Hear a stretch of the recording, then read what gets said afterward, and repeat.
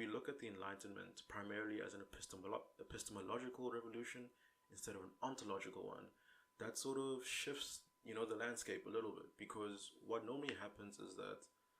physicalists will fuse together the success of science and their underlying ontology of science and say that those two things mutually support each other and they can't be set apart. But if you look at the Enlightenment rather as an epistemological revolution, right, whereby intuition, spiritual revelation, holy books, tradition, all these things are, as epistemic organs, are devalued, and the important thing rather is observation, experimentation, and reasoning on these observables, as well as quantification using sort of the precision of mathematics to help tease apart different hypotheses and theses and results. And so seeing the Enlightenment from this vantage point means that